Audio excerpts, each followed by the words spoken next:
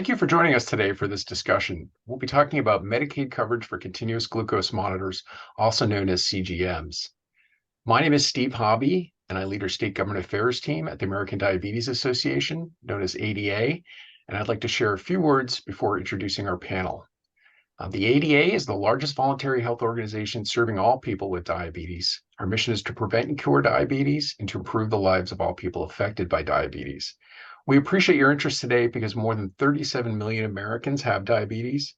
People with diabetes are at risk for potentially disabling or deadly complications from the disease, especially if they don't have the medications, tools, and support needed to manage diabetes. Also of note, diabetes prevalence is higher among certain populations, including lower income people, seniors, and people of color. There are strong prevention opportunities for keeping people with diabetes healthy, and that is why we organized today's discussion about coverage for CGMs. I'm joined by 4 panelists today, and we'll ask them to share just a very quick self-introduction. Dr. Gavin, if we could start with you, please. Yes, I'm Dr. James R. Gavin III. I'm the Chief Medical Officer at Healing Our Village in Atlanta, Clinical Professor of Medicine at Emory University. I'm an endocrinologist and a past president of the American Diabetes Association. I'm pleased to join you. Thank you, Dr. Gavin. We're also joined today by one of my colleagues at the ADA. Hi, my name is Abby Smith. I'm a Director of Health Equity and Community Impact with the American Diabetes Association with a background in social work and public health. Thank you, Abby. We appreciate being joined by Medicaid staff from Michigan. Hello, my name is Megan Cifuentes Vanderstelt. I'm the Program Policy Division Director in our Medicaid area, focusing on coverages policies, including our diabetes and CGM policy. Thank you, Megan. And also from Michigan, Dr. Mizukami Stout. Hi, my name is Karen Mizukami Stout, and I'm an adult endocrinologist and a clinical researcher at the University of Michigan and the Ann Arbor VA healthcare system. I'm also a content expert for the Michigan Collaborative for Type 2 Diabetes.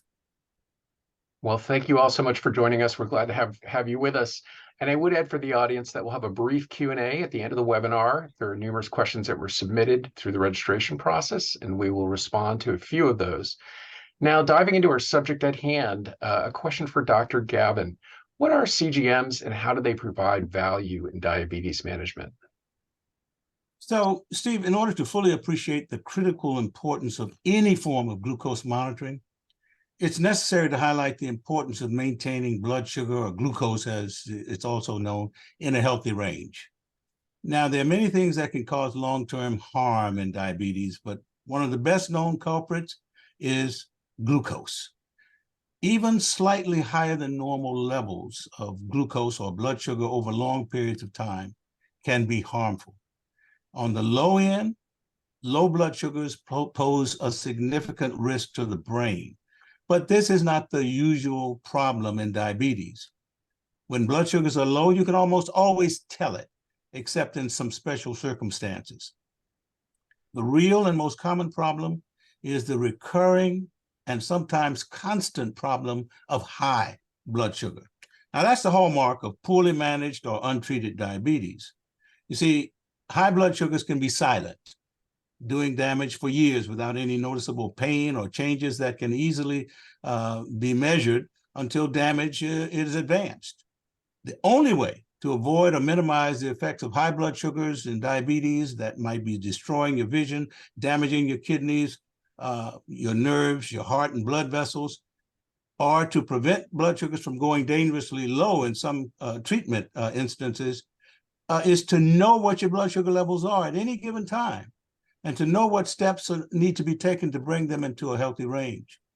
Knowing what the blood sugar levels are and taking effective steps to bring about corrections and maintaining stability are the core elements of successful diabetes management. But it has to start with knowing what the blood sugar is. That means measuring it and getting an immediate, accurate number.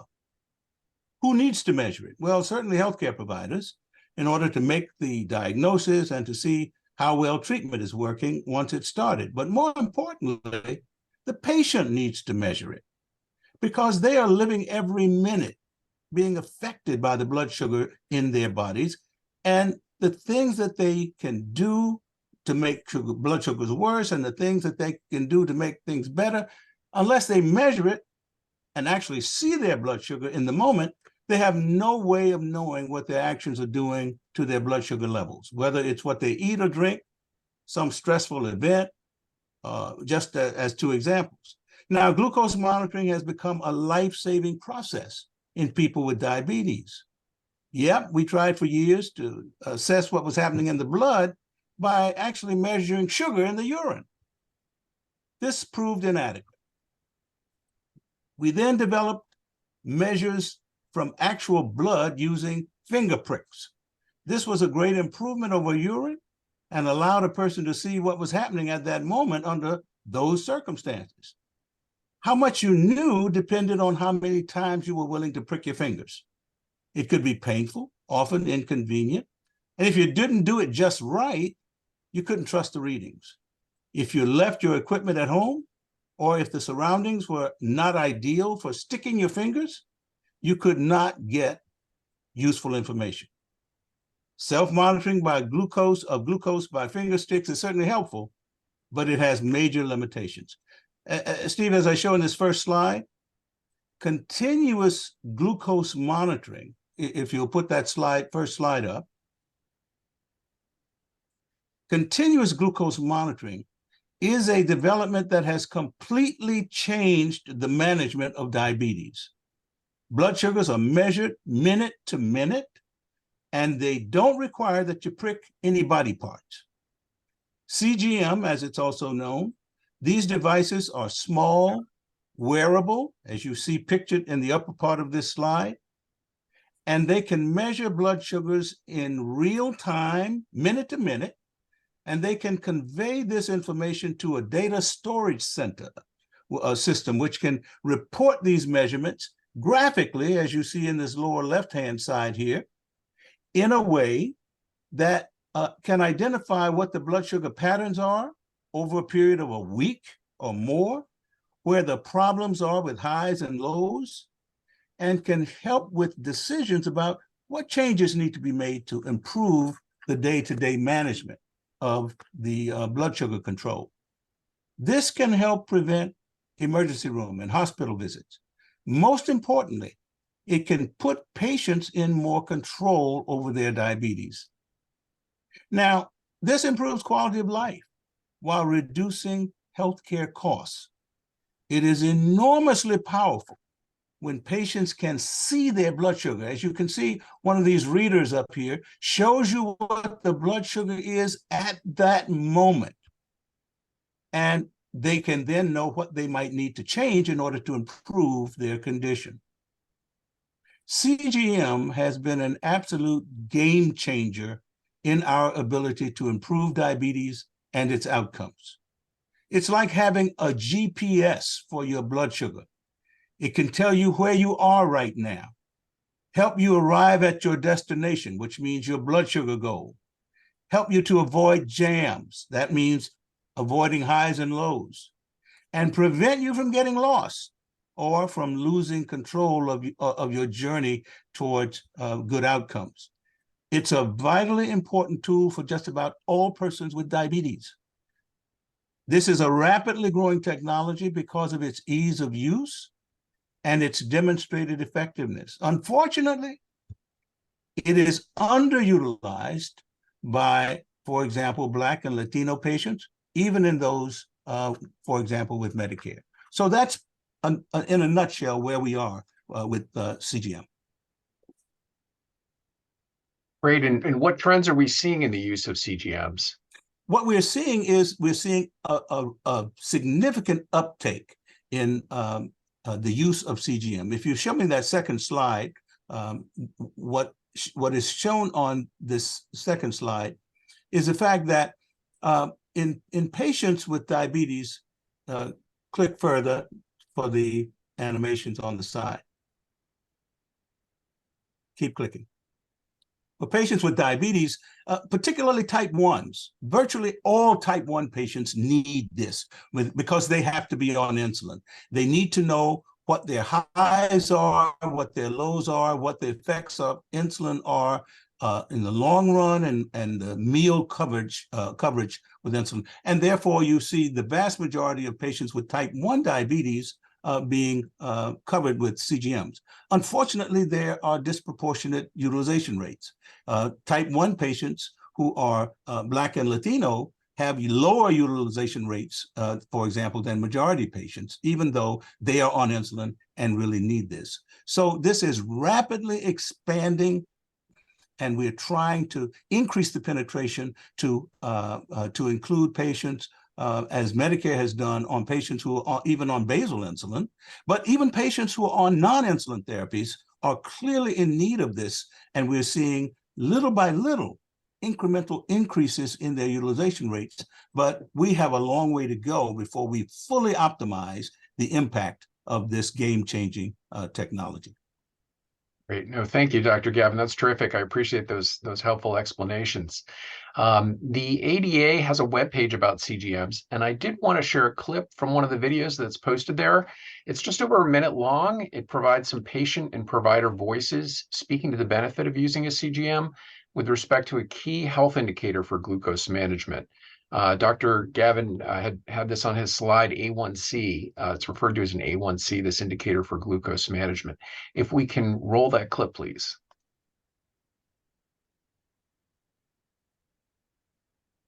My A1C numbers, that's always that number we're all striving for in the diabetes world, right? I hover around 6.0 now, whereas before the CGM, I was probably still in the 8s on those numbers.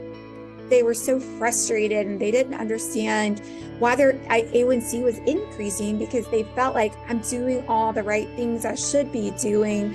And now, after having the CGM, they have insight into what foods work for them, which foods need some adjustment. It's been their own form of behavioral modification. They're changing their behaviors based on seeing what their blood sugars are running over a 24-hour period. And A1Cs have significantly dropped, and I'm talking 2%, 2.0% in their A1C just by adding CGM. I was probably a better than average diabetic from the standpoint of staying healthy, doing my exercise, eating well, and even like that, I might be between 8.5% and 9.5% on my A1Cs.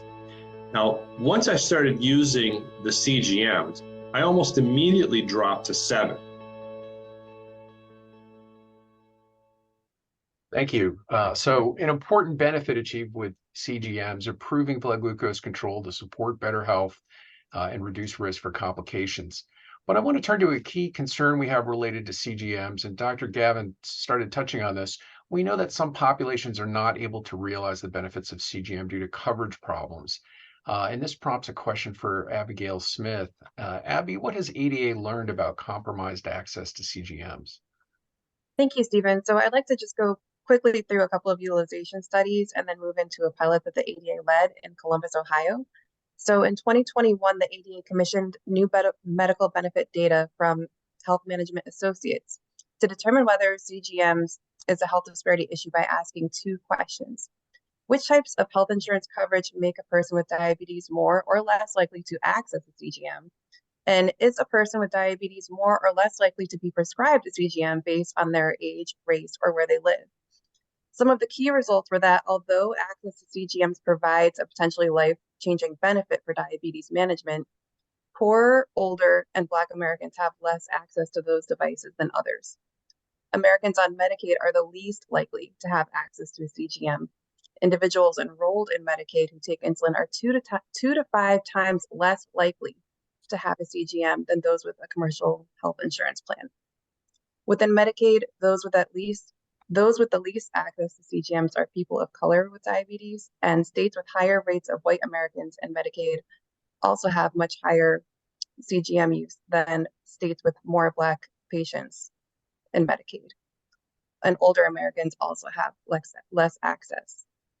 Another study in 2022 that was expanded and updated with both pharmacy benefit data and medical benefit data, which significantly increases the number of CGM claims considered to determine the variations in coverage, found that significant barriers in low-income Americans, people of color, older Americans, and people with diabetes living in states with the highest prevalence of the disease face accessing CGM. Barriers are especially high for Americans on Medicaid, who are the least likely to have access to a CGM. Again, individuals covered by Medicaid are the least likely to get a CGM, especially if they're of color. Where people with diabetes live is a major factor in how likely they are to get a CGM, and young people are more likely to get CGMs than older Americans with diabetes are. And then going to the pilot that ADA led in Columbus, Ohio, the goal of this was to gain insights into the barriers of access, affordability, and awareness of CGMs in an African-American community and work towards reducing health disparities for all persons with diabetes in the United States. And this was tied to our Health Equity Bill of Rights, which is the right to latest medical advances. There were 150 participants, and we also completed a focus group with them. And some of the feedback that they gave echoes Dr. Gavin's points. So they said things like, it was a real inconvenience to prick myself as often as I felt I needed to really stay on top of my diabetes. For me, I'm much more stable and controlled now. I didn't realize how much my glucose and my blood sugars go up and down throughout the day. My A1C is looking better and better. That's what I'm grateful for. It helps us live longer. And the overall benefits that we found to report through this pilot were participants were able to limit the number of times they had to stick their finger. Participants gained increased knowledge of their blood sugar levels and how to manage and reduce their blood sugar or glucose levels. Participants used the CGM data to make lifestyle changes, including better eating habits, increased water consumption, and reduced consumption of alcohol, fatty foods, and beverages. Having CGM enabled participants, providers, family members to be a part of their diabetes management journey, reducing the burden on participants to manage on their own. And before CGMs, many participants could not monitor their glucose levels on their own and did not prioritize visiting their healthcare provider or practicing good eating habits. Great. No, thank you, Abby. That's helpful perspective. Given the problems that we know that have existed with CGM coverage through information like this, ADA has been seeking policy changes at the federal and state levels. This is with the hope that more people with diabetes can appropriately benefit from using CGMs, and doing so in alignment with current best practices. So at the federal level, I know we talked about seniors having less access. With regard to the federal Medicare program, and Medicare provides coverage for 65 million people, and more than 1 in 4 seniors have diagnosed or undiagnosed diabetes. Medicare requires that people with diabetes who are interested in using a CGM meet various criteria for coverage, and that has created barriers to CGM access for some people. Medicare has been updating these criteria as the former criteria were outdated and the limitations were not meaningful with respect to who could clinically benefit from using a CGM. ADA began advocating with the Center for Medicare and Medicaid Services, also known as CMS, with our interest in seeking improvements. We advocated the criteria should include specific updates, and over a 2 to 3 year period, in partnership with others and with CMS, we were able to see several key changes realized. Abby, if we can bring up the slide. The first change was to eliminate a requirement that people with diabetes had to be testing their blood glucose 4 or more times a day. That criteria was dropped in 2021. This past March, CMS made final even more improvements in access, including allowing anyone using insulin to get a CGM, even those using insulin that did not need to be administered multiple times a day. And CMS new rules also allow those with a history of hypoglycemia to have access to CGM. So great improvements to see with the Medicare population. And while these improvements were occurring federally, ADA was also working to seek improvements in state Medicaid programs, because we knew from our studies that this population was much less likely to have CGM coverage. We wanted state Medicaid programs, as noted on the right of the slide, to mirror the coverage of CMS, but we also sought to ensure that key populations were able to have coverage, whatever type of diabetes or the age of the beneficiary, and that various healthcare providers who care for people with diabetes be able to prescribe CGMs and not just endocrinologists. That was the case in some states, and we know from the fact that there are 37 million people with diabetes, many people are cared for by primary care providers as opposed to endocrinologists. We've been thrilled with what has resulted in the state level because there's been a true sea change in coverage policies. Many states have been taking favorable action to address the issues I mentioned. following that same improved path that CMS had taken with removing barriers. We've seen this from small states to large states, from red states to blue states. So there's been a strong recognition of the value that CGMs can add in improving outcomes for people with diabetes. We're not all the way there yet, but we're seeing a lot of improvements, and we're thrilled to see the largest states are among those making these changes, given their programs serve large numbers of people with diabetes. We've seen positive change in New York, Florida, California, Texas, and we're pleased that Michigan, another one of our country's largest states, also made changes. And we are glad to have representation from Michigan's Medicaid program here today with Megan Fuentes-Vandersteldt. Thanks so much.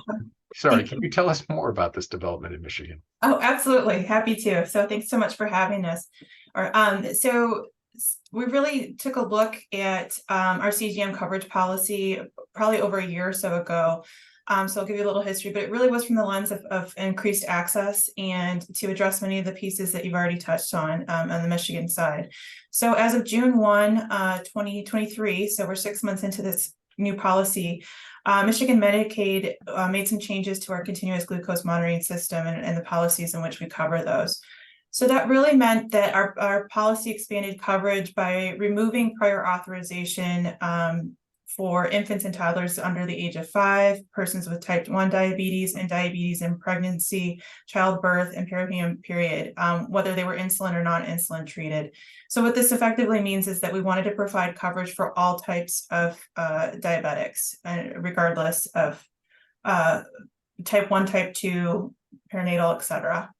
In addition, we removed some of the prior requirements that we had in stage from the standards of coverage, including previously we had asked, our policy required the administering of insulin 3 or more times a day, of testing of blood glucose via finger stick a minimum of 4 times per day, that a beneficiary complete a diabetes self-management education program within 1 year to the physician's order for a CGMS. So we wanted to eliminate those barriers and make access to CGMS is that much more beneficial and easier for folks.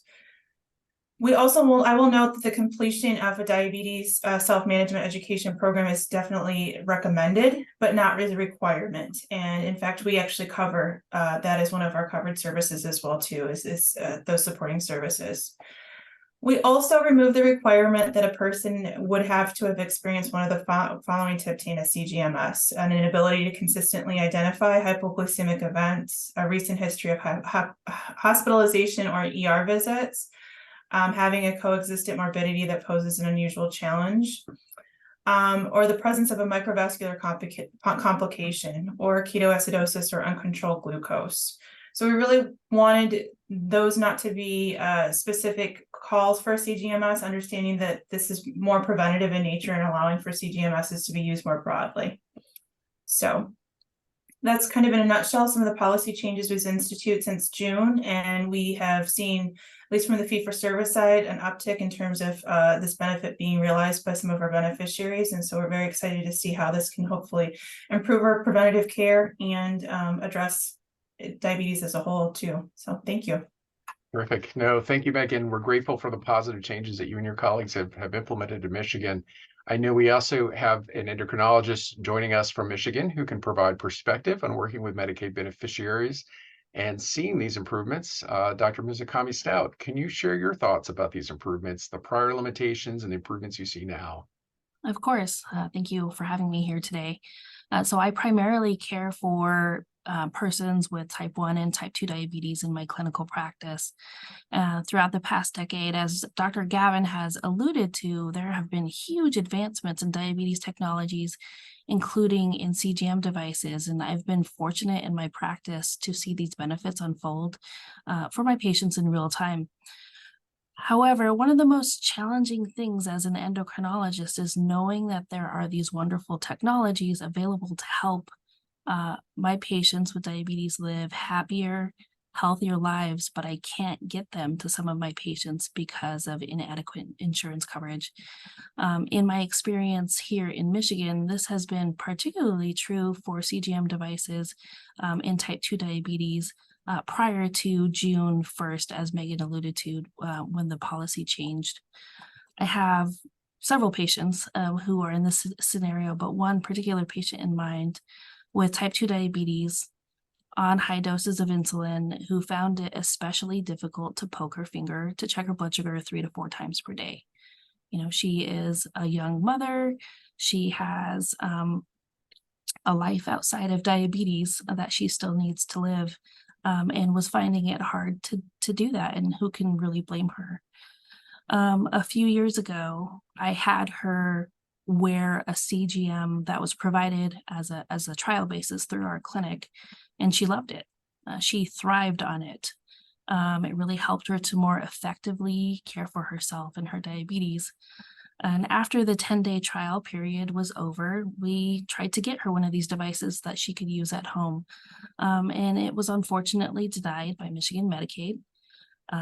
We tried to appeal several times without success since then. And over the past several years, she has unfortunately developed chronic kidney disease and retinopathy, some of the clinical consequences of diabetes that Dr. Gavin has alluded to as a result of chronic hyperglycemia or high blood sugars over a long period of time. And these are preventable consequences of diabetes. So it's really challenging and frustrating to see that in one of your own patients. I see cases like this every week in my clinic, and it's a hopeless feeling to not be able to get my patients the evidence-based treatments and tools that they need. As you can imagine, I was then ecstatic with the Michigan Medicaid CGM coverage expansion in June of this year. With this coverage expansion, as Megan mentioned, people with type 2 diabetes and gestational diabetes or diabetes in pregnancy now have the same access to this technology if they use insulin, and this is huge. As I've been seeing my patients back in clinic who were previously denied for CGM devices, I'm slowly reapproaching the concept of a CGM. And so I saw the same patient that I mentioned previously back in clinic last month and sent a CGM prescription to her pharmacy, and it was approved within a week. And that's a huge relief to her, and it's a huge relief to me as well as her clinician. She's now able to access the same well-known CGM benefits as my non-Medicaid patients. So I'm certain, as Dr. Gavin has probably seen as well, that every endocrinologist has at least one patient who has, who they can say definitively that CGM has saved their life. I'm sure of it. And I'm so grateful that Michigan Medicaid, that this expansion policy is now benefiting my patients by helping them to access these life-saving devices. Thank you, Dr. Mizukami Stout. It's so great to hear about these beneficial outcomes being available for your patients with these changes.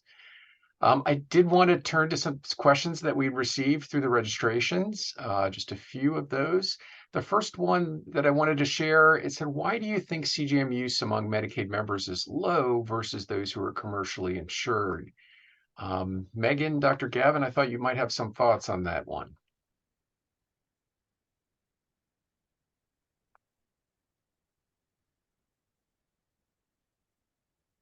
I'm pleased to yeah, I was on Sure. I'm pleased to start on that because I think it's multi-layered. Okay, I think that there certainly are, in some instances, patient factors. There are patients where there's less awareness of the role and benefits of this technology. And because of the lack of awareness, sometimes there's poorer advocacy and poorer insistence on having access to this. And that's why it's so important to see what the American Diabetes Association is doing. Then there's provider issues. You know, there's still over 80% of care for people with diabetes provided by not endocrinologists like Dr. Mizukami Stout or myself, but by primary care providers.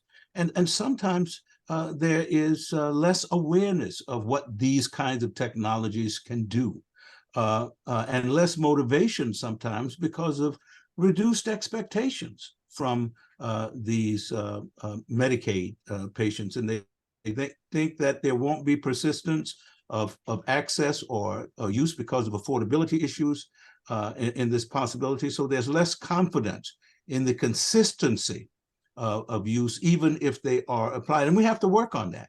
And that's why having policy changes like those that we've just heard described in Michigan become so extremely important. And then I have to add quickly, there is always an issue that we have to wrestle with, the issue of bias, and it exists. And we just simply have to create a level of insistence and awareness that through systems approaches can help to overcome that. And finally, by providing appropriate incentives for the kinds of time and support that's required to use CGM systems effectively in Medicaid patients, where sometimes you have more incentives on the commercially insured patients than you do in the Medicaid population. So there are a variety of issues like this at play.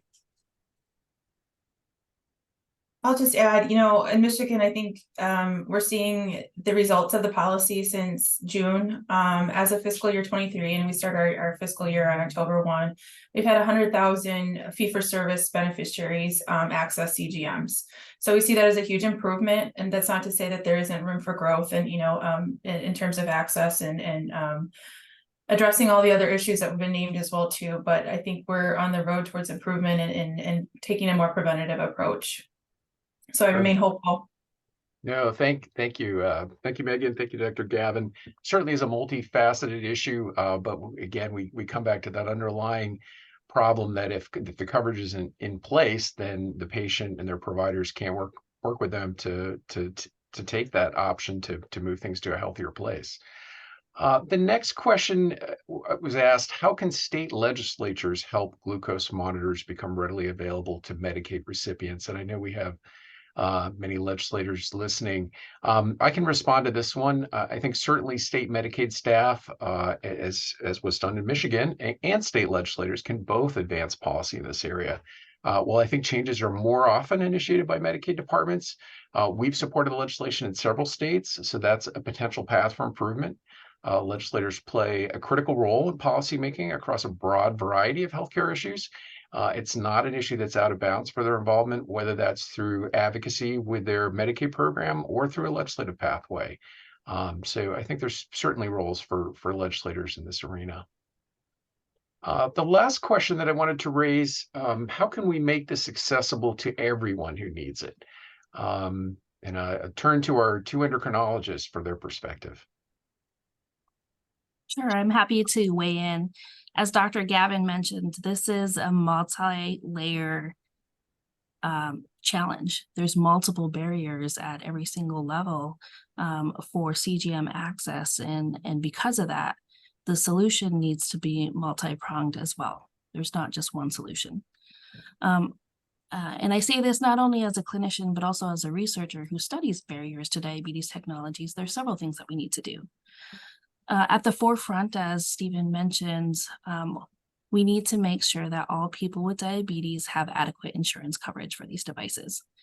This includes eliminating excessive and often unnecessary paperwork in prior authorization procedures.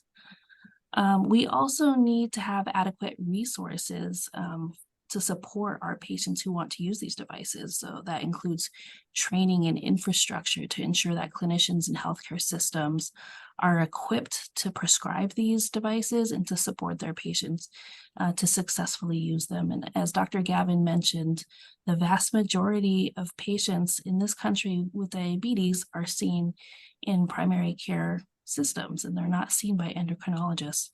And as a whole, primary care may not have the same comfort level with CGM devices, and we need to be able to support them to get to that place where everyone feels comfortable using these devices.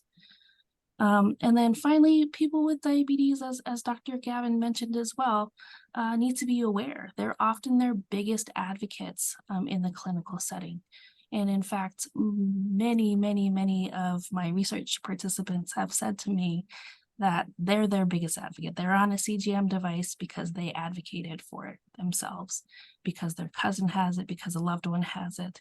And so just raising awareness that this is a technology that's available and that will benefit them, and just encouraging that advocacy. If I could just briefly add to that, because I think that summarizes it extremely well. We need the equivalent of a public health campaign, a marketing campaign that really creates a groundswell of enthusiasm about this technology, because it really has to be driven by patients. It's almost like a GPS or seatbelts as an analogy. They're on a journey, and you can't live without this, without an appropriate GPS or without the safety of a reliable seatbelt. And those kinds of gripping urgent strategies. That's why ADA's involvement in this so important. If you get that groundswell, legislators will feel it, and they will be responsive, as they always are. And I think that's where we need to provide more push. No, thank you both. I think those are important insights, and I think it's multifaceted, but I think we also come back to, without the coverage in place, the patients and the providers don't have an ability to move it forward. So we need to make sure that those are in place, because that's square one in terms of being able to move forward for these patients. Well, thank you. This brings us to our conclusion. On behalf of ADA, I'd like to thank today's panelists and the audience for joining us about this important subject. We wanted to provide an opportunity for policymakers to learn more about this. We know CGMs hold great possibilities for improving the health and lives of beneficiaries with diabetes. And we've been thrilled to see the positive changes that have been taking place so far, and know that more changes will come, and that's important. Please do consider ADA to be a resource for those who are interested in making changes in your state. In follow-up, we'll be providing some additional information on this topic to those that registered. But thank you again for joining us. Have a great day. Have a good day. Thank you. Bye-bye.